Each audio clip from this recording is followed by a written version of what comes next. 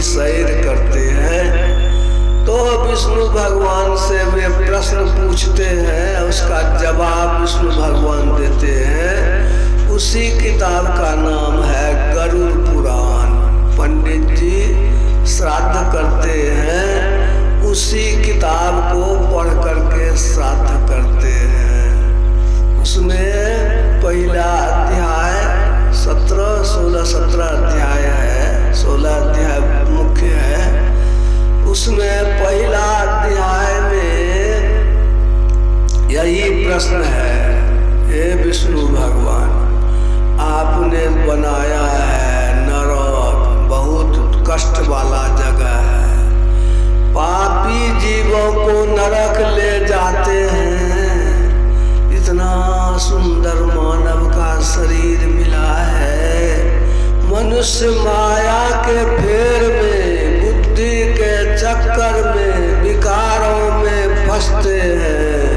काम, क्रोध, लोभ, मोह, ईर्ष्या, द्वेष, मनोविकारों के चक्कर में गलत काम, पाप कर्म करते हैं। झूठ, चोरी, नशा, हिंसा, व्यभिचार करते हैं। तो उन पापियों की गति क्या होती है और उसके उस उद्धार का, छुटकारा पाने का उपाय बतलाइए। यही पहला अध्याय में केवल प्रश्न ही है। दूसरा अध्याय में वैतरणी नदी का वर्णन है। आगे चलेंगे तो मुंशी जी का वर्णन है। जमराज का मुंशी कौन है? चित्रगुप्त। वो सब फोटो को गुप्त करके रखता है। कैसे रखता है? सीसीटीवी कैमरा देखते हैं ना, घर में लोग लगाते हैं। सीसीटीवी कैमरा को पुलिस तुरंत खोजती है कि सीसीटीवी कैमरा लगा हुआ है तो चोरवा को देखेंगे कैसे कैसे चोरी किया। पहचान में आ जाता है, पकड़ा जाता है चोर। सीसीटीवी कैमरा में फोटो रहता है। तो वो पापी लोगों को फोटो दिखाते हैं चित्रगुप्त जी, वो सीसीटीवी कैमरा की तरह। देखो तुम था कि नहीं, तुम किया है कि नहीं किया है। सबूत के तौर पर आजकल कोर्ट जाते हैं तो गवाही लेके जाते हैं, वहाँ वही फोटो में दिखा देता है। कैसे कहेगा कि हम नहीं किए, फोटो सामने में है, वो भाग नहीं सकता है। तो उसको सजा मिल जाती है, सजा भोगना पड़ता है। एक कहानी मैं आपको बताऊं, पुरैनी है ना, कुम्हारपुर है पुरैनी के बगले में। और वहाँ एक सज्जन वहाँ के वाल्मीकि शर्मा, वो अमेरिका में रहता है। वहाँ पर संगीत पढ़ा, संगीत शिक्षक है। तो यह अमेरिका में गाड़ी चला रहा था, ड्राइवर रखने में बहुत पैसा लगता है। तो गाड़ी जो चला रहा था तो वहाँ की सड़क बहुत चौड़ी चौड़ी सड़क है। जैसे हम लोगों के यहाँ गुलाबबाग में जाइए, पूर्णिया जाइए, 4 लेन, 6 लेन हो, 8 लेन हो, तब तो कितना चौड़ा सड़क होगा। अब वो सड़क पर जो है मोड़, जहाँ पर सड़क मुड़ती है, तो मेहठा वाला बैल तो तुरंत घूम जाता है, दूर वाला को तो दौड़ना पड़ता है। वैसे ही वो था बाहर वाला में, सोचा कुत्ता जो घूमेंगे ना कोने कोने, तिरछे तिरछी, वो गाड़ी को घुमा दिया। वहाँ का नियम है कि मोड़ पर आप अपना ट्रैक बदल नहीं सकते हैं, यानी आपको जिस रास्ते पर उसी पर घूमना पड़ेगा, इससे एक्सीडेंट नहीं होगा। तब वो भोरे भोर देखा कि कोई है नहीं है, पुलिस वो नहीं है, कोने कौन चल दिया। घर पहुंचा, सोचा कि कुछ था ही नहीं, कोई बात नहीं है। घर जब आया दूसरे दिन वो पुलिस का वो जो कोर्ट का ऑर्डर चला आया कि आपने फलना चौक पर इतना बजे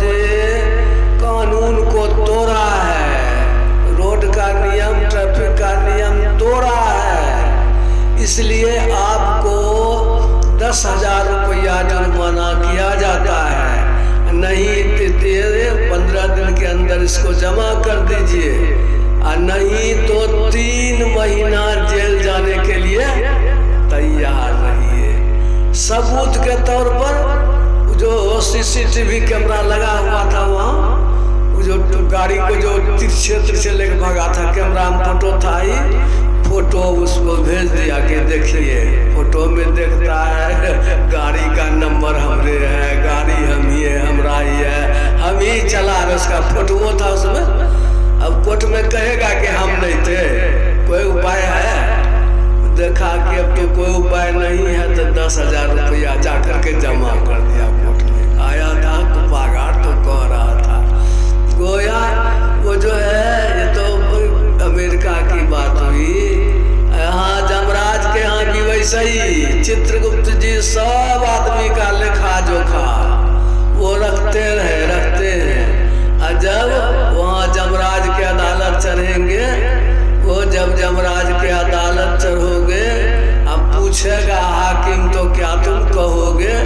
ये गाते हैं ना हम लोग, ये कभो सत्संग ना कि ना, अब भूखे को ना ही कछ दिन ना, माया और मोह में डूबे कुटुंब परिवार लखी भूले। अब पूछे धर्मराज जब भाई, बचन मुख नाही कही आई। अभी पलटू दास जी का भजन हम लोगों ने सुने, पलटू दास लखी रोया, सुघर तन पाई के खोया। सुंदर तन हम लोग खो देते हैं। वही कहते हैं कि हम लोग जो यहाँ कुछ करते हैं, सबका वहाँ चित्रगुप्त जी के पास लेखा जोखा वही रहता है, फोटोवे दिखा देगा। और तब जमराज जी फैसला सुना देते हैं। कई अध्याय तक जो है ना, चित्रगुप्त के घोर का वर्णन है गरुड़ पुराण में। आप पंडित जी पढ़ेंगे ना किताब, या मिलता है गीता प्रेस में, वो गरुड़ पुराण सारोधार हम इधर कर देते, 50 टका में दिया था वो गीता प्रेस में। तो उसमें जो है वो गरुड़, ये चित्रगुप्त के बाद जमराज के घोर का वर्णन है। ये सब होते होते 11-12 अध्याय खत्म हो जाता है। तब 13वां अध्याय 14वां अध्याय में 12-13 अध्याय में श्राद्ध का वर्णन है। श्राद्धो कितना तरह का होता है, एक के 2 तरह का नहीं, बहुत तरह का श्राद्ध होता है। जिंदे में भी आप अपना श्राद्ध कर सकते हैं, मरने पर तो बाल बच्चा करता है।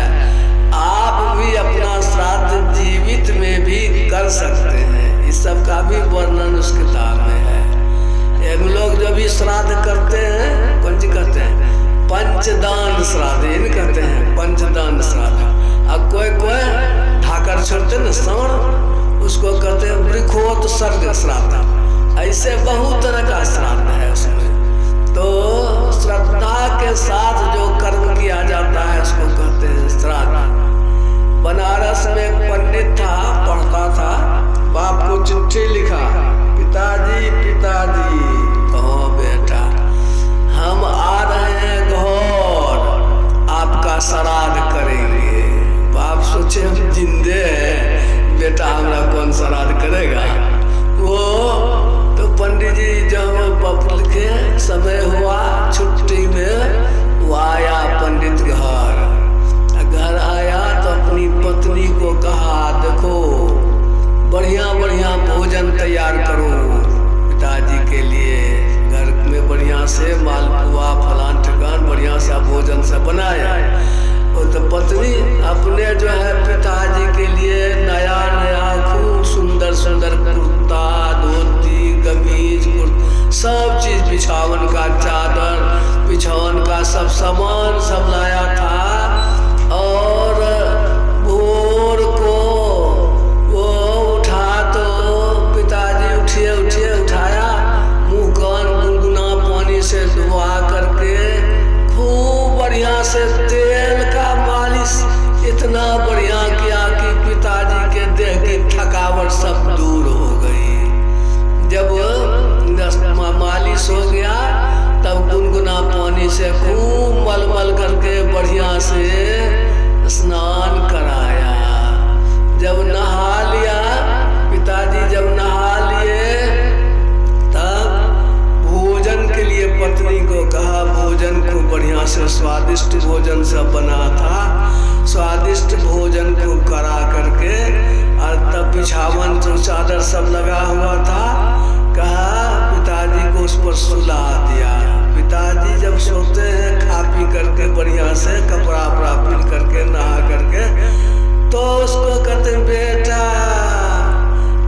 चिट्ठी लिखा था कि पिताजी श्राद्ध करेंगे, वो श्राद्ध कब करोगे? बेटा कहता पिताजी अब भोरे से हम आपका श्राद्ध कर रहे हैं, भोरे से आपको जो मल मल करके नहाए, मालिश किए, स्नान कराए, नया कपड़ा पहनाए, असली श्राद्ध यही है। इन्हीं की जियत पिता से दंगम दंगा, मरला पर पहुँचावत गंगा, वो श्राद्ध नहीं, ये श्राद्ध है जीवित जीवित में ही। ये पिताजी की सेवा करना लड़के का, बच्चे का कर्म है, माता पिता गुरु की सेवा करना। ये श्रद्धा के साथ जो कर्म किया जाता है वह श्राद्ध है। पीछे कि पिताजी स्वर्ग है, खटिया बस का बना के दे देते हैं, नहीं तो वो क्या क्या दान करते हैं कि पिताजी को स्वर्ग में मिलेगा, स्वर्ग में मिलेगा। तो इस तरह से यह है कि ये हम लोगों का जो, हम लोगों की जो पद्धति है, किताब है, उसमें लिखा हुआ है। ये तो इधर हो गया 12, 13, 14 अध्याय में। 15वां अध्याय पढ़िएगा ना, तो संते मत की बात है उस किताब में। हम लोगों का जो गुरु महाराज का फोटो है ना, पिंड ब्रह्मांड का नक्शा, वो है उसमें बताया हुआ। हम जब देखने लगे उसको, 15वां अध्याय को जब पढ़ने लगे, तो सब चक्र का वर्णन था। गुदा सबसे नीचे में होता है, उसको कहते हैं स्वाधिष्ठान, यानी गुदा चक्र है। उस गुदा चक्र में सुषुम्ना के सबसे निचला छोर में, वहाँ पर गणेश भगवान रहते हैं। तो बाघाट का फोटो में देखिएगा, उसमें 4 पत्ता का कमल है, उसके ऊपर लिंग चक्र है, उसमें रहते हैं ब्रह्मा जी, उसमें 6 दल का कमल है। उसके ऊपर बढ़िएगा तो 10 दल का कमल है, नाभि में विष्णु भगवान रहते हैं। और उसके ऊपर हृदय चक्र में भोला बाबा रहते हैं, 12 दल का कमल है। और उसके ऊपर कंठ में सरस्वती मैया रहती हैं, 16 दल का कमल है। और उसके ऊपर में जहाँ हम लोग ध्यान करते हैं, आँखों के बीच में, उसको सुषुम्ना कहते हैं। उसको द्विदल कमल, 2 पत्ता वाला कमल है। उसमें वहाँ उसका मालिक कौन है? प्रणव बिंदु, ओंकार उसका मालिक है। ये उस किताब में लिखा हुआ है। अकुपा घाट में भी वही लिखा हुआ है। उसमें कौन पत्ता में कौन अक्षर है, कौन कौन अक्षर है, कुपा घाट में नहीं है। किताब देखेंगे, फोटो लिखा हुआ है, कौन कौन अक्षर है, नहीं लिखा हुआ। उस किताब में जब हम पढ़े तो देखे लिखा हुआ था सब कौन कौन अक्षर है। आप सबको याद हो जाएगा कौन कौन अक्षर है। नीचे में जो गुदा चक्र में 4 दल का कमल है, उसमें को, खो, गो, घो, 4 हो गया, 4 वहाँ पर है। उसके ऊपर 6 दल का जो कमल है, उसमें चो, छो, जो, झो, यो और अंगो जो छुटा हुआ था, ये 6 हो गया। और उसके ऊपर 10 दल का कमल है, उसमें टो, ठो, डो, ढो, नो और तो, थो, दो, धो, नो, 10 पत्ता पर वो है। उसके ऊपर जो है 12 दल का कमल, पो, फो, बो, भो, मो, 5 हो गया, 7 उधर, यो, रो, लो, वो, तालब सो, मूर्धन सो, दंत सो, ये 12 दल का कमल है। तो 1 बच गया उसमें हो। और उसके ऊपर 16 दल का कमल है, सरस्वती माँ कंठ में, उसमें ओ, आ, हर्षई, दीर्घई, हर्षऊ, 16 स्वर है, 16 स्वर है वहाँ पर। इसीलिए व्यंजन तो बिना स्वर के नहीं बोला जाता है, लेकिन स्वर तो वैसे भी बोल सकते हैं। इसलिए कंठ में जीव रहता है, सपना में तो बोलता है, कभी कभी सपना में बोलियो देता है। और उधर जो हो बचार अक्षर, 2 अक्षर है, हो और अक्षर, द्विदल कमल में उस किताब में लिखा हुआ है। तो 15वां अध्याय में ये शरीर का वर्णन विस्तार से दिया हुआ है। और उसके बाद 16वां अध्याय में वो हम लोग जो ध्यान करके शरीर इंद्रियों से ऊपर उठ करके प्रकृति के गुणों को जय करके जो अवस्था पाते हैं, यह असली मोक्ष है। उस मोक्ष का वर्णन है। इसमें इसको नाम दिया है लोगों ने ब्रह्म निर्वाण मोक्ष। ये मोक्ष जो हुआ ब्रह्म निर्वाण। अब पंडित जी वहाँ कौन सी पढ़ाते हैं? स्वर्गं प्राप्त्यर्थ, स्वर्ग की प्राप्ति के लिए 12वां अध्याय में 100 है, स्वर्ग की प्राप्ति के लिए। लेकिन संत मत कहता है कि स्वर्गौ स्वल्प अंत दुखदाई, स्वर्ग जो है थोड़े समय का, अंत में दुख देने वाला है। इसलिए तुलसी सतमत तत् गहे, स्वर्ग पर करे खखार, नर्तन दुर्लभ देव को सब कोई कहे पुकार। यानी हम लोग स्वर्ग को अच्छा नहीं मानते हैं, ओछा मानते हैं। तो इस तरह से संत मत की बात ही वहाँ उस किताब में है। पंडित जी तो पूरा पढ़ते नहीं है, थोड़ा सा पढ़ करके श्राद्ध अपना जो उसको है मंत्र पढ़ के कर दिए। उसको यदि 15वां 16वां अध्याय पढ़ाइएगा तो उसमें वही सब बात लिखी हुई है। गोया वह भी वो अपने धर्म की बात है। दोनों में फर्क है। उस किताब में भी यह कई बात साक्ष्य लिखा हुआ नहीं है कि किताब दो बात कैसे हुआ। तो उसमें इधर जब पढ़िएगा 12वां 13वां अध्याय तो उसमें लिखा है कि यदि मृतक का जो मर गया उसका जो अंश है, हम लोग फुलियाने पहुंचाते हैं गंगा जी में, तो उसका कोई अंश हड्डी वगैरह यदि गंगा जी में चला जाए तो उसका उद्धार हो जाता है, इधर लिखा है। और जब 16वां अध्याय में जाते हैं तो वहाँ लिखा है कि यदि गंगे जी में जाने से उद्धार होता तो घोंघा है, सितवा है, मछली है, गंगे जी में पैदा होता है, गंगे जी में मरता है, तो सबका उद्धार हो जाना चाहिए। यानी कि ये सब बात जो है यह सही नहीं है। गोया अपनी बात को क्यों काटा? जो नहीं कुछ करता है कम से कम गंगा जी तो स्नान कर लेगा, गंगो जी तो जाएगा, नदी के प्रति श्रद्धा तो बढ़ेगी। हम लोगों के धर्म की विशेषता है कि नए लोगों को भी सिखाया और जो अच्छे लोग हैं, समझदार लोग हैं, उनको यह भी बताया कि और आगे बढ़ो, ब्रह्म निर्वाण मोक्ष को प्राप्त करो, तब असली मुक्ति होगी। यह जो है हम लोगों को कहा गया है, यह करने की जरूरत है। सत्संग में यह ज्ञान खूब दृढ़ता से बताया जाता है, इसलिए सत्संग की बड़ी बड़ाई है। कल हमने चर्चा किया था सत्संग क्यों किया जाता है, इसीलिए कि इसका असर, ज्ञान यज्ञ का असर उसको पड़ता है भूत प्रेत को। एक कहानी मैं कह देता हूँ। एक बार यही कोरोना शुरू जब हुआ था, थोड़े दिन पहले कोरोना शुरू हुआ था, सत्संग के प्रोग्राम में थे तो एक भैगना फोन किया, मामा तो क्या, तो पिताजी भूत हो गए। तुम बाप भूत हो गया, तुम कैसे जानते हो? कहा कि पिताजी बोलते हैं तो बोली पहचानते हैं, पतों का पत्नियों सुनी है, क्या कहता है? बुढ़वा तो एकदम सिगरेट झाड़ता था, कमलानंद बाबा किए थे अखिल भारतीय ना, उसमें गए थे तो उसका बाप जिंदे था। अब बुढ़वा तो सिगरेट धोक रहा था, तो वो क्या कहता है? कहता है बेटा बहुत दुख है, जलता है दे, बहुत कष्ट में है, कोई उपाय करो, कहता है। तो वो कहे कि तुम श्राद्ध नहीं किया था?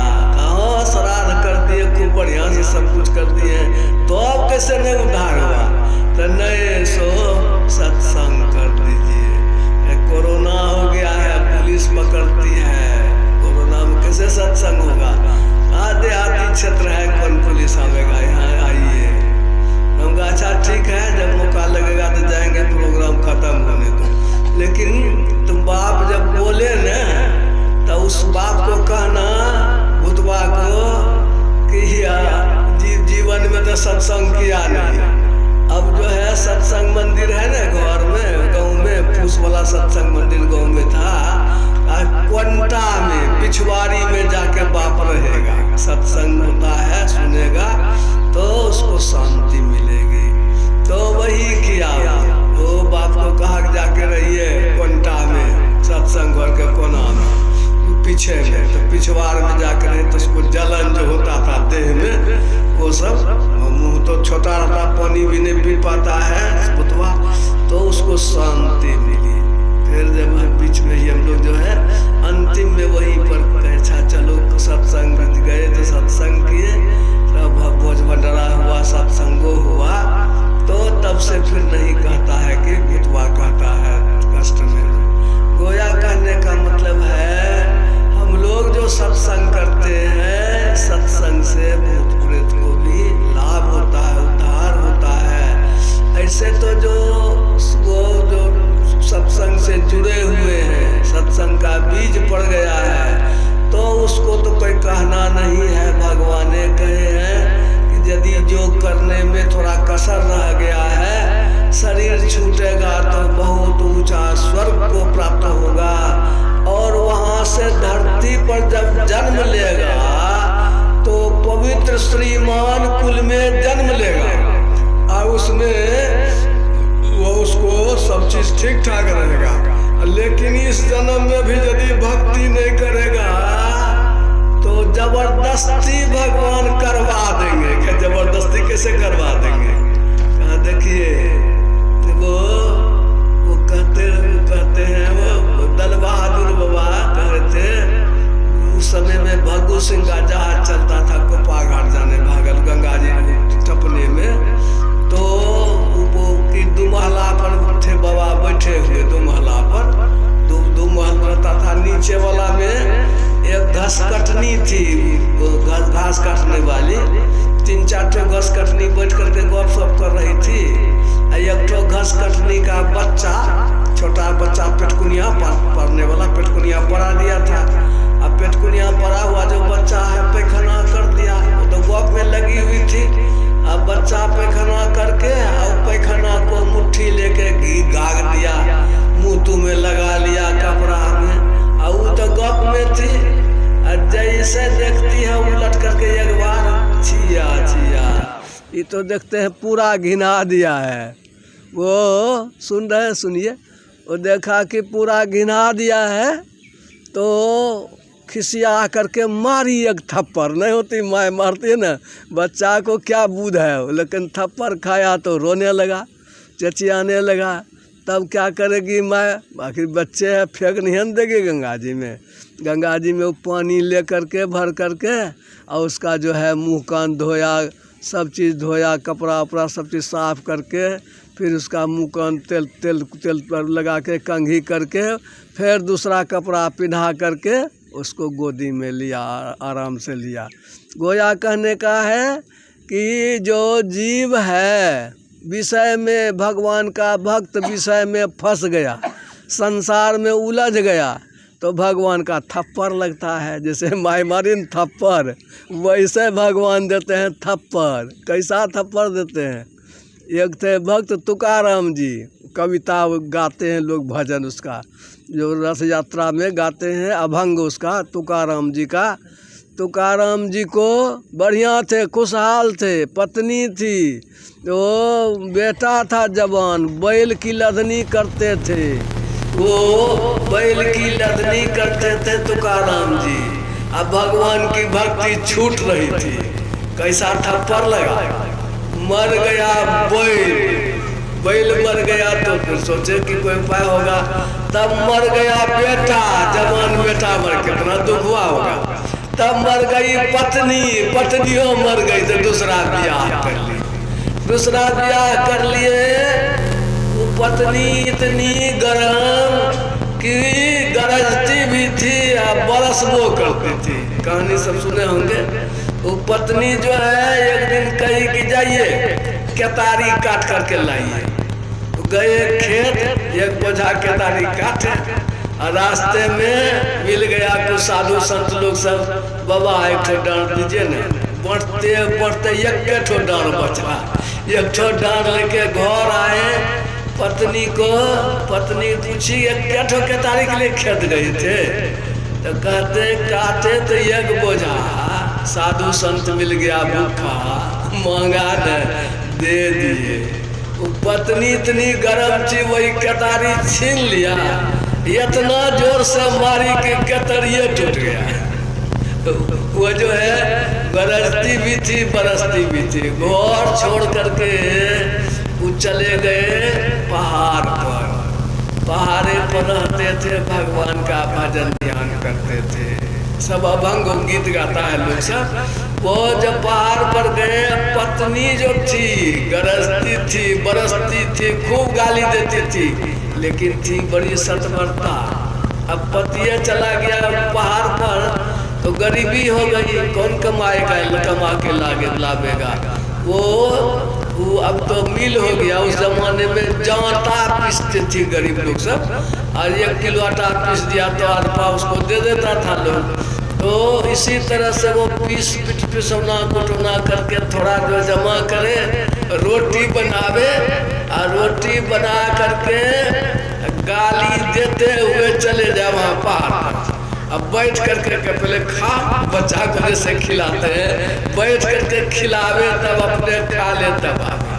गरीबी हो गई, पैर में चप्पल जूता नहीं, पहाड़ पर चलना है, कंकर गर गया पैर में, चप्पल जूता नहीं है, पैर में गर गया तो खून निकल गया, गिर गई। और जो है वो भगवान जो है वो आते हैं भगवान, वो बालक के रूप में, वाला के रूप में आते हैं। और वह कहते अच्छा पूर्णिमा हम तुमको उठा देते हैं।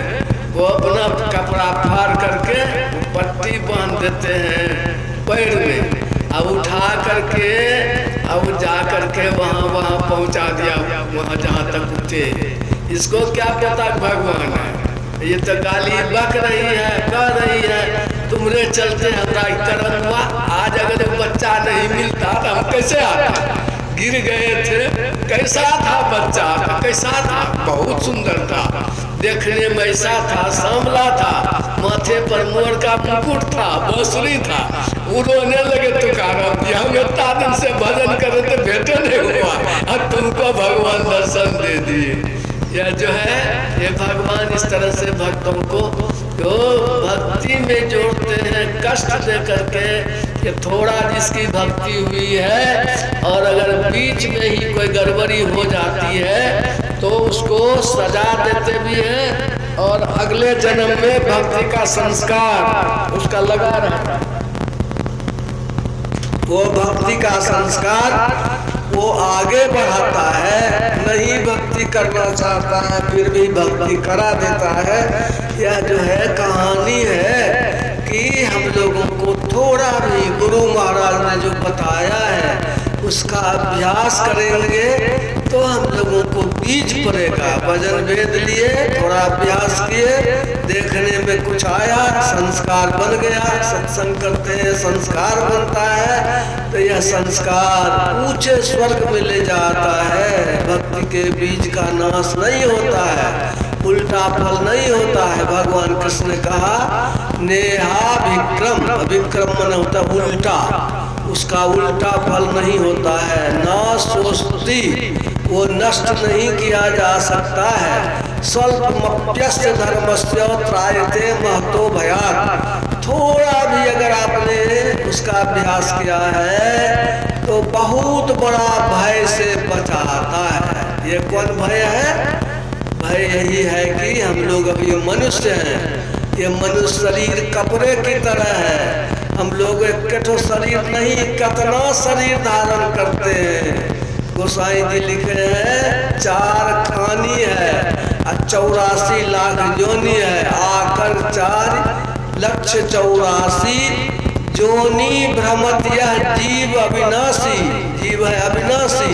उसमें विविध शरीरों को धारण करके पेड़ पौधा, कीड़ा मकोड़ा, पशु पक्षी, कितने जोनियों में भरमते भरमते मनुष्य का शरीर मिलता है। इसलिए इसको ये जो संस्कार है यह आपको नीची जोनी में नहीं जाने देगा, क्योंकि भगवान नीची जोनी में यह संस्कार नहीं दे सकते हैं। भक्ति का संस्कार केवल और केवल मनुष्य शरीर में होता है। साधन धाम मोक्ष कर द्वारा, यह मोक्ष का दरवाजा केवल मनुष्य में होता है, दूसरे जीव में होता ही नहीं है और संस्कार को नष्ट भी नहीं कर सकते हैं। इसलिए भगवान की लाचारी हो जाती है, मनुष्य बनावेंगे, भले ही काना बना दे, लंगड़ा बना दे, ये सब हो सकता है, लेकिन देना पड़ेगा मनुष्य का शरीर। इसलिए कहा महाभय से बचाता है, यह लाभ की चीज है। इसलिए सत्संग के द्वारा हम लोग ज्ञानमय यज्ञ करते हैं। यह यज्ञ जो है जीव भूत प्रेत के लिए भी, जीवित के लिए भी और मरे हुए के लिए भी, दोनों को लाभ यह पहुँचाता है। इसलिए सत्संग की बड़ी महत्ता गाई गई है। यह कि आदमी जिंदा है और आदमी मर गया। बाबा भगवान तो सब जगह है ही है, तो मरे हुए में भी तो भगवान है ही है, तो मरा कैसे पूछेंगे ना। मर गया तो क्या उसमें भगवान नहीं है, कहेंगे उसमें भी तो भगवान है ही है। आत्मा तो सब जगह है ही है, हवा की तरह है, मरा कैसे, जिंदा क्यों नहीं कहेंगे इसको, शरीर तो है ही है। तो इसका जवाब आपको सोचना होगा। यह कि देखिए टीवी देखते हैं, मोबाइल देखते हैं ना, उसमें आप देखते हैं कि रामायण देख रहे हैं। रामायण में जो खेला देखते हैं, कहते हैं कहाँ से भेजा, तका दिल्ली से रिले किया, और दिल्ली से रिले किया तो सब जगह वो चला गया, सब जगह चला गया। आप अपने टीवी में देख रहे हैं, दूसरे मोबाइल में देख रहे हैं, तीसरे और जगह देख रहे हैं, सब जगह है कि नहीं है। लेकिन एक मोबाइल को बंद कर दीजिए, एक मोबाइल, एक टीवी का बैटरी कमजोर हो गया, एक मोबाइल एक टीवी का जो है बैटरी खत्म हो गया, तो उसमें देखना बंद हो जाएगा और सब जगह दिखाई पड़ेगा कि नहीं पड़ेगा, सब जगह दिखाई पड़ेगा। लेकिन उस टीवी में क्यों नहीं दिखाई पड़ेगा, उसका बैटरी खत्म हो गया। ठीक इसी तरह से ईश्वर सब जगह है, किसी एक व्यक्ति में उसकी कमजोरी हो गई, उसमें केवल नहीं है। उसमें भी ये शरीर जो है 5 शरीर है, शरीर स्थूल शरीर अकेले नहीं है। जैसे गुलाब का पौधा है और उसका गर्मी का समय आया तो हम लोग उसका सब डाल टहनी सब छाट देते हैं और जड़ तो छोड़ देते हैं, फिर पनका निकलता है तो खूब बढ़िया बढ़िया फूल होता है। ठीक इसी तरह से स्थूल शरीर चला गया, वह सूक्ष्म कारण महाकारण धर ले, उसी में से फिर जो है वो फिर स्थूल शरीर हो जाता है। वो गीता में कहा है कि जैसे पुराना कपड़ा फटता है, नया कपड़ा पहनते हैं, तो वासांश जीर्णानि यथा विहाय नवानि गृह्णाति नरोपराणि, तो तथा शरीरानि विहाय जीर्णान्यानि संजाति नवानि देहि। इसी तरह से यह शरीर के भीतर में जो जीव है, एक शरीर खत्म हुआ, दूसरा शरीर, तीसरा शरीर, चौथा शरीर, कितना शरीर धारण कर किए हुए हैं। जैसे कितना कपड़ा पहने हैं, बच्चे से याद है, कितना छोड़े हैं, कितना फटा है। ठीक इसी तरह से मनुष्य शरीर को बदलता ही रहता है। ये एक अनादि अनंत स्वरूपी पर ब्रह्म परमात्मा है, उसको जानेंगे तब इससे झंझट से मुक्ति मिलेगी। वो जो कहा ये चेद वेदी दस सत्यमस्ति नो चेदिहा महति विनष्टि भूतेषु भूतेषु चित्त धीरा प्रत्यास्मा लोकादमृता भवन्ति। इस जन्म में मुक्ति को जान लिया, भगवान को जान लिया तब तो ठीक है, अगर उसे इस जन्म में नहीं जाना तो बड़ी भारी हानि है। सभी जीवों में उस परमात्मा को जान करके जन्म मरण के चक्कर से लोग छूट जाते हैं। वह है कैसा, यन मनसा नो मनते, जो मन से भी नहीं मनन किया जाता है। ये नाहुर मनोमतम, बल्कि उसी की शक्ति से मन में मनन करने की शक्ति आती है, वो ब्रह्म है। ये जो हम लोग मूर्ति बैठाते हैं, दुर्गा माँ, काली माँ, गुरु महाराज, फोटो, तस्वीर, ये सब क्या है? बनाया हुआ है, किसी समय पर है, किसी स्थान पर है। समय को कहते हैं काल, स्थान को कहते हैं देश।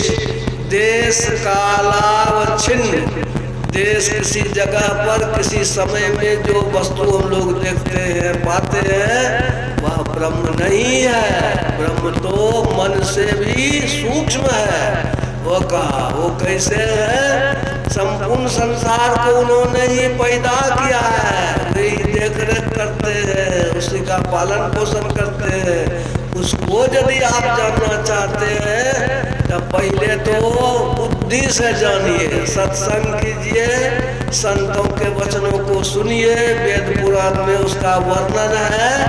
या पहले बुद्धि योग, तब मन से उसकी ओर ले जाइए, यानी मन को लगाइए, मन से पूजा कीजिए, मंत्र जप कीजिए, मंत्र का गुरु का ध्यान कीजिए। लेकिन इससे भी नहीं काम चलेगा, और आगे तब क्या करना है? और आगे हम लोगों के अंदर है ज्योति, दृष्टि के भीतर में, आँख के भीतर में जो देखने की शक्ति है, उसको एक करना। दृष्टि योग, ज्योति का योग करेंगे तो यह हुआ आधार। जैसे घर बनाते हैं, नींव देते हैं, मजबूत नींव देते हैं तो मजबूत घर होता है। जब महल का घर बनाइए, उतना मजबूत नींव दीजिए। उसी तरह से यह नींव है, मजबूती है, तो इसको धारण करने के लिए गुरु के शरण जाना होगा, अपने से नहीं होगा। इसलिए गुरु के शरण में जा करके उनसे ज्ञान सीखेंगे, दीक्षा मंत्र ले करके, साधन करके इस काम को करेंगे, मानस योग करेंगे, अग्नि की ज्योतियों का योग करेंगे, तो अपने अंदर में है दिव्य गुण युक्त अनाहत नाद है, ज्योति है, उसको प्राप्त करेंगे, तब हमारा कल्याण होगा। यह जो है, यह इसमें समझाया गया है। यह पाठ में हम लोगों ने इसको देखा कि एक अनादि अनंत स्वरूपी पर ब्रह्म है। हम मर जाएंगे तब कौन सी करेंगे? जिंदगी में करना होगा। ये शरीर जब तक है तब तक करना चाहिए, ये दूसरे शरीर में नहीं होगा। केवल नर ही तन से मुक्ति को पाबहु, याते यह तन दुर्लभ मुक्ति कमाबहु। केवल मनुष्य, गुरु महाराज ने कहा, केवल मनुष्य शरीर से ही मुक्ति मिलेगी, दूसरे शरीर से मुक्ति नहीं मिलेगी। केवल नर ही तन से मुक्ति को पाबहु, याते यह शरीर दुर्लभ इसीलिए है कि इससे मुक्ति का वो खोज करना चाहिए। गुरु को सुमिरो मीत, क्यों अवसर खो बहु, अभव में बहुतक दुख, अजुगन जुग रो बहु। लेकिन होता क्या है, हम लोग माया के चक्कर में कुलकुली लगती है। किससे कहानी लोग कहते हैं, एक किला था, किला चारों बगल से घिरा हुआ रहता है, किला के भीतर से बाहर निकलने का एक रास्ता था। वह रास्ता बहुत छोटा सा था, छोटे रास्ते से निकलना था। एक अंधा आदमी उस किला में चला गया। अब किला के भीतर में है तो अंधेरा निकलेगा कैसे? एक आदमी को दया आ गई, उसने अंधेरा को ले जाके दीवाल को पकड़ा दिया। कहा देखो, दीवाल को पकड़ते जाना, पकड़ते जाना, पकड़ते जाना, जहाँ पर तुमको दरवाजा मिले वहाँ पर निकल जाना। दीवाल बहुत बड़ा दीवाल है, किला है, लंबा चौड़ा है। वो अंधा निकलने के लिए दीवाल पकड़ रहा है, चल रहा है, लेकिन जहाँ पर गेट है ना, फाटक, वहाँ के पहले ही इसको कुलकुली, खुजली नहीं होता है, खुजली कुलकुली लगती है। वह जो है चुत्तर को नोच रहा है एक हाथ से, लेकिन खुजली को जितना नोचिए उतने मन लगता है और नोचता है। नोचते नोचते वो जो एक हाथ कौन पूछे, एक हाथ दीवार पर था, एक हाथ नोच रहा था, और जो गेट यहाँ पर था ना वह और कुलकुली बढ़ गई, दोनों हाथ से नोचने लगा। एक हाथ जब छोटा सा गेट था ही, दोनों हाथ छूट गया, उसी समय गेट निकल गया। अब फिर पहुंचा घूरेगा तब न। ये हाल है हम लोगों का भी। वही मनुष्य शरीर में गेट है, फाटक है, अब मनुष्य शरीर में बेटा पोता घर दुआर संपत्ति, अब इसी का चक्कर लगा हुआ है। बाबा फुर्सते नहीं है, वो इतनी कुलकुली लग जाती है कि ध्यान भजन सत्संग गुरु कौन करता है, ध्यान कौन करता है, भजन कौन करता है। ये जो है इसी में फिर मनुष्य शरीर चला जाता है। तो फिर घूमिए, ये स्थिति हम लोगों की है। इसीलिए कहा गुरु के पास जाएंगे, गुरु शरणाम बुझ निर्भर भक्त, संसारात् चिरात्मक मुक्त, सेंद्रिय मनसा नियमा देवं, द्रक्षसी निज हृदयस्थं देवं। श्री गुरुदेव चरण पंकज का होकर अविचल भक्त, इस असार संस्कृति से हो जा तू अविलंब विरक्त। इंद्रिय युक्त मन का नियमन करने से इसी प्रकार देख सकेगा निज हृदय स्थित ईश्वर को अनिवार्य। ईश्वर को देखने के लिए गुरु के शरण में जाना ही पड़ेगा। इसलिए गुरु के शरण में जाए, गुरु जो कहे उसके मुताबिक चलिएगा तब न। गुरु कहते हैं भोजन को ठीक कीजिए। यहाँ मन में होता है भोजन खाएंगे, मांस मछली खाएंगे तो मजबूत रहेंगे, नहीं कहते हैं। एक लड़का लिखा, आज इंजीनियर है वो, चिट्ठी बाबा आप मैं सत्संगी, बेटा इंजीनियर हो गया, तो बाबा सो हम चाहते हैं मसल बढ़ाने के लिए। क्या करेगा रे मसल बढ़ा, वही बाजार में खरीद करके खाएंगे प्रोटीन। हमका प्रोटीन है कि मछली का तेल है, मछली का तेल मिलता है ना, उसमें लिखा रहता है प्रोटीन।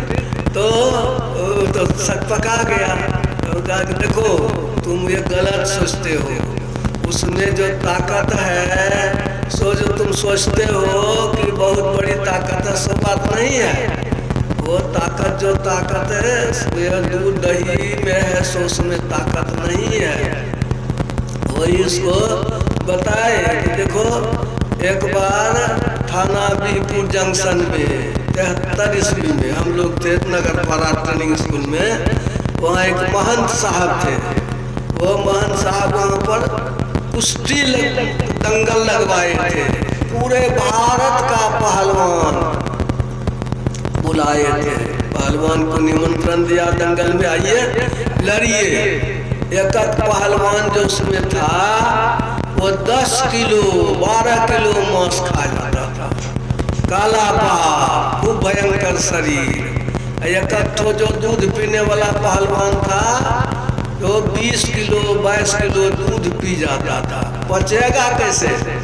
तो बीहपुर से दौड़ते दौड़ते दौड़ते नगोछिया, और नगोछिया से दौड़ते दौड़ते बीहपुर, खाना या पचाना यही तो काम था।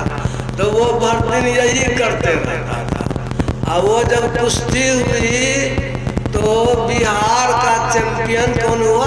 पूरे बिहार के खलीफा में जय जय राम खलीफा, नाम सुने होंगे।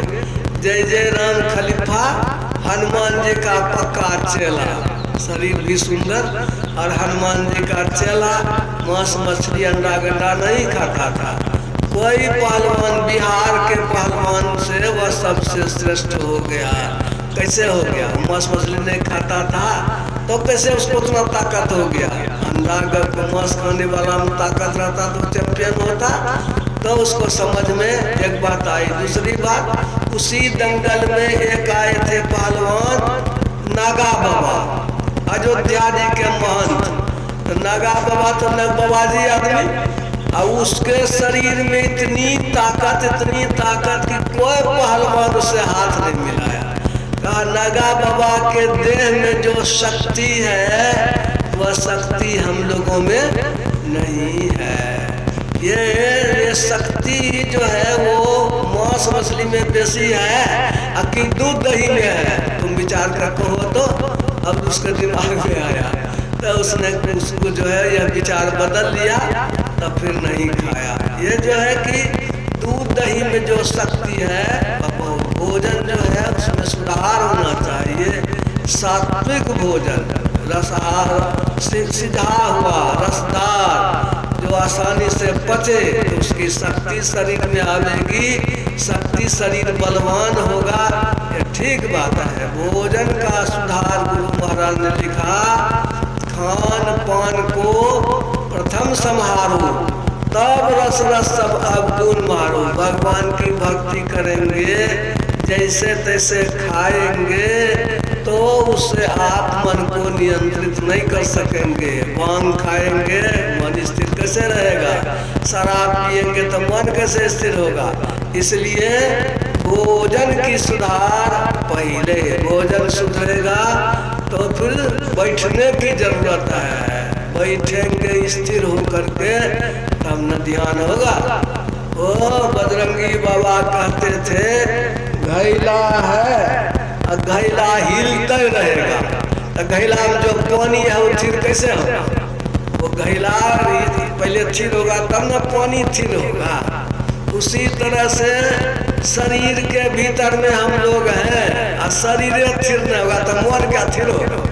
शरीर डोलते रहेगा तो मन क्या थिर कीजिएगा। इसलिए स्थिर होकर के कुछ देर तक बैठने का अभ्यास करना चाहिए। अभी बहुत से सत्संगी मिलते हैं, बाबा ठौना में दर्द है, कैसे ध्यान करेंगे? ठौना में दर्द है तो ठौने ध्यान करता है क्या? तब शक पका गया। ठौना में दर्द है, ठौना नहीं मोड़ के बैठ सकते हैं। कुर्सी पर बैठ जाइए, कुर्सी में ठौना नहीं मोड़ना पड़ेगा, उसी पर लेकिन स्थिर होकर के बैठिए। थोड़ी देर बैठिए स्थिर होकर के कुर्सी पर, कोई दिक्कत नहीं है। स्थिर होकर बैठ के हम लोग ध्यान करेंगे, सो गोया यह जो है मन को हमको संयमित करना है, मन को रोकना है। जो तरीका है उस तरीके से बढ़ चलेंगे, उसका संस्कार हमारे ऊपर बढ़ता चला जाएगा। खान पान को संभालेंगे और बैठने उठने को, आसन को ठीक करेंगे, और तब रहनी को भी ठीक करेंगे। रहनी ये जो है इसको भी ठीक करना बहुत जरूरी है। वो यम नियम आसन प्राणायाम प्रत्याहार धारणा ध्यान समाधि 8 अंग है। ये अष्टांग योग कहते हैं। यम कहते हैं अहिंसा सत्य अस्तेय ब्रह्मचर्य और परिग्रह को यम कहते हैं। शौच संतोष तप स्वाध्याय ईश्वर परिधान इसको नियम कहते हैं। यम नियम का जो अभ्यास नहीं करेगा तो मन में स्थिरता नहीं आवेगी। इसको भी करने की जरूरत है। यानी कि हम लोग चाहते हैं कि ईश्वर को प्राप्त करें, शांति को प्राप्त करें, सदा का शांति प्राप्त करें, तो हम लोगों को यम नियम का पालन करना भी बहुत जरूरी है। रहन सहन भोजन पर करना है। रहन सहन को ठीक नहीं करेंगे बहुत बड़ा नुकसान होता है। महाभारत में पढ़िए, एक पर्व है, उसका नाम है मूसल पर्व। मूसल पर्व में क्या कहानी है? भगवान कृष्ण है, वो तो सब जगह लड़ा झगड़ा करके दुनिया के भार को, धरती के भार को हल्का कर दिए। लेकिन उन्हीं के खानदान में तो एक से एक सुरमा सब था। वो सोचे कि इसको भी खत्म करेंगे तब न जाएंगे। तो उनका दिया पोता सब जो था ना, कृष्ण भगवान का पोता सब, वो सब तो था गड़बड़िया सब, चंचल तो लड़का सब। तो वो जो है भगवान कृष्ण के गुरु महाराज दुर्वासा ऋषि आए थे, सत्संग हो रहा था, साधु संत सब बैठे हुए थे सत्संग। वो जो लड़का सब था नया उम्र का, 15-20 बरस का, वो 25-30 बरस का, वो सब आपस में विचार के हे रे ये बाबा जी सब असली है कि नकली है, झूठे बाबा जी है कि सच्चा बाबा जी है।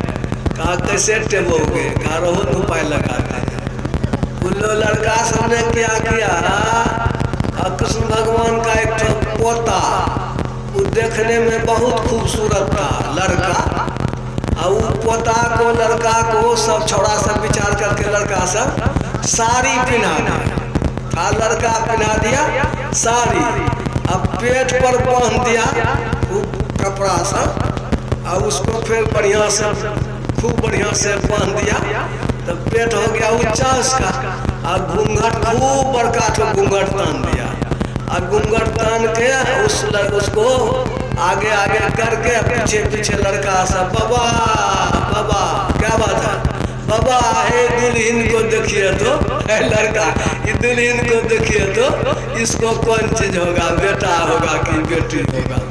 देखिए कि भगवान कृष्ण के खानदान में बढ़िया मुसलमान माँ बात, हम अपनी बात नहीं कहते हैं, वो दुर्वासा ऋषि तो खिसिया थे ही, वो कहते हैं कि इसके पेट से वही पैदा होगा जो खानदाने को खत्म कर देगा, वंशे को नाश कर देगा, सब भागा।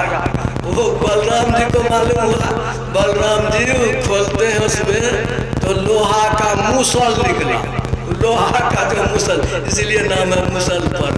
तो बलराम जी ने क्या किया, कहा दुर्वासा ऋषि के सामने कोई डर से जाता नहीं था, बड़े खिसिया है, कृष्ण भगवान के गुरु हैं, रेती से उसको मुसल को रगड़ने लगा, लोहा का मुसल, और रेती से रगड़ते रगड़ते बुकनी बुकनी कर दिया।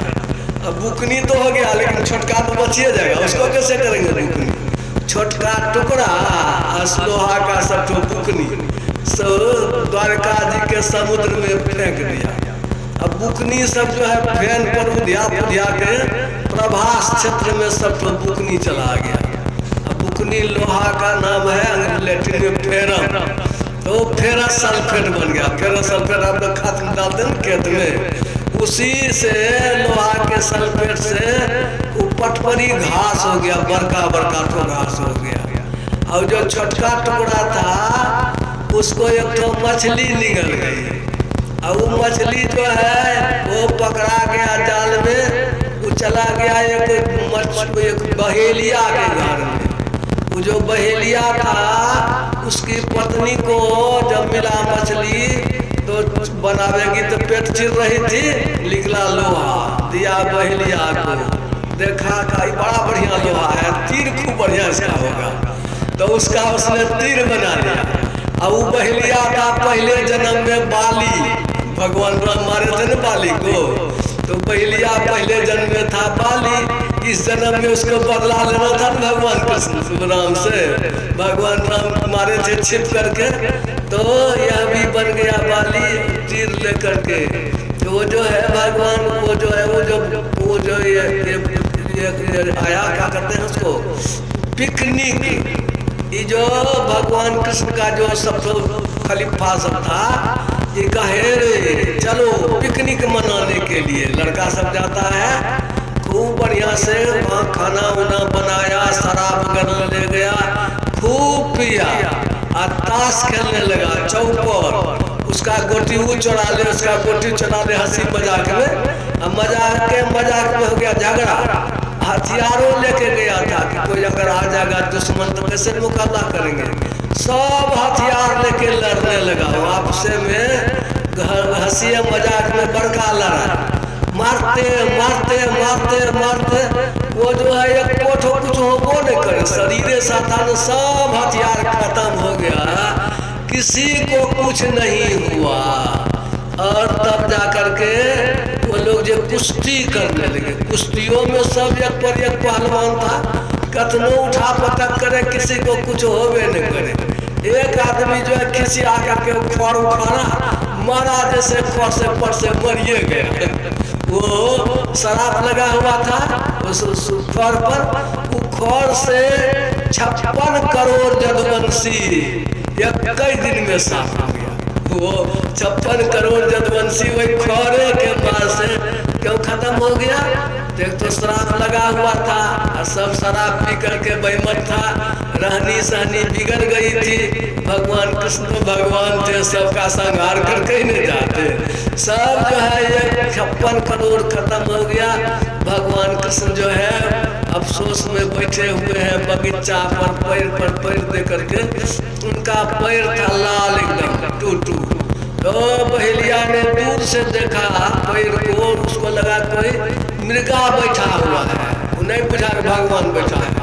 वहीं से मारा वही तीर, जिस तीर को शराब था लगा हुआ लोहा, वो तीर लगा भगवान पैर, भगवान के तरवा में तीर लगने से भी कोई गोलियां लग जाएगा तो मरेगा नहीं, तो मरेगा। भगवान कृष्ण को पैर में तीर लगा और उसी से जो है दौड़ा हुआ आया, देखता है भगवान को पैर पर गिर गया, रोने लगा, कहा कि तुम्हारा दोष नहीं है, बदला है पहले जन्म का, तुमको हमने भी मारा था, बाली थे तुम, तो उसका बदला है। अब भगवान कृष्ण का ऐसा शरीर था कि उनको कुछ नहीं होता था। एक जोगी पहुंचा भगवान कृष्ण के पास में, कहा कृष्ण लो तलवार, हमारा काटो गला। हे बाबा आपका गला कैसे काटेंगे? कहा तुम काटो न। तो भगवान कृष्ण उसका गला काटे न तो गला जुट जाए, उसका काट दे और जुट जाए, हंसने लगे, काट दे जुट जाए। देखा हो बाबा आपका गलो काट देते हैं तो आपको फिर जुट जाता है। अच्छा बाबा एक बार हमरे पर भी तलवार मारिए तो। जोगी ने कहा तुम्हारा कट जाएगा था? कहा नहीं कुछ नहीं होगा। तो जोगी लिया भगवान कृष्ण के देह पर मारा ना, तो हवा में जैसे तलवार जाता है, इस पार से उस पार, इस पार से इस पार, पते न चले कि देहो है। वो जोगी पैर पकड़ लिया कि आप हम तो जोगी हैं, हम तो महाजोगी है। गोया ऐसा शरीर भगवान कृष्ण का था और तरवा में तीर लग गया तो मर गए। क्यों? इसीलिए क्यों? उनको उसी तरीके से जाना था, उन्होंने उसको स्वीकार कर लिया, यानी राम कृष्ण से को बड़े और तीनों तो वो जो उनको भी मरना किया कबूल, मरना किया कबूल, मौत कालों की होती, पार ब्रह्म भगवान मरे ना अविगत ज्योति।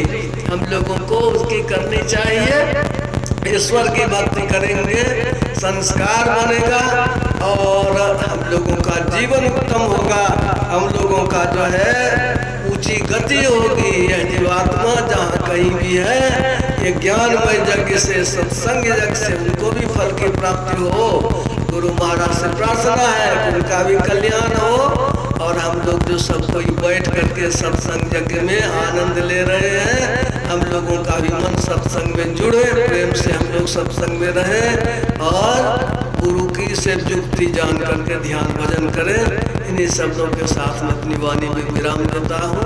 बोलिए श्री सद्गुरु महाराज।